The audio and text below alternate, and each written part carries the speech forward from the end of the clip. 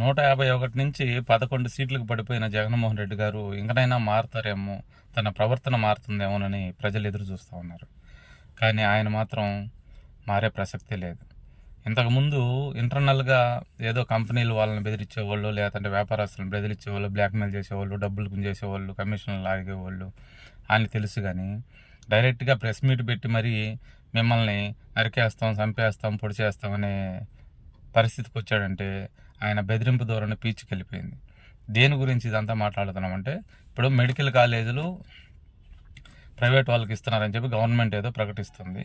దానికి సంబంధించి ఎవరైనా వస్తే మాత్రం వాళ్ళని అటు చేస్తాం ఇటు చేస్తాం అని అంటున్నాడు.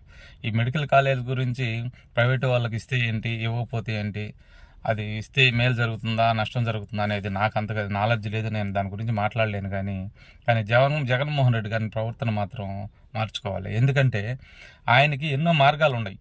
నిరసన చేయొచ్చు, కాలేజీల ముందు కూర్చొని ధర్నాలు చేయొచ్చు, ఇంకా లీగల్గా ప్రొసీడ్ అవ్వచ్చు, ఏమన్నా న్యాయపరంగా ఉంటే ఇవన్నీ ఎన్నో చేసుకోవచ్చు. అవన్నీ వదిలేసేసి ఎన్నో రూల్స్ ఎన్నో మార్గాలు ఉన్నాయి దానికి, శాంతియుతంగా ధర్నాలు చేయొచ్చు. అవన్నీ వదిలేసి ఆయన డైరెక్ట్గా మీరు వస్తే మాత్రం మిమ్మల్ని నరికేస్తాను, చంపేస్తాను, పొడి చేస్తానని మాట్లాడుతూ ఉన్నాడు. అది ఎంతవరకు కరెక్ట్ అనేది జగన్మోహన్ రెడ్డి గారు ఆలోచించుకోవాలి.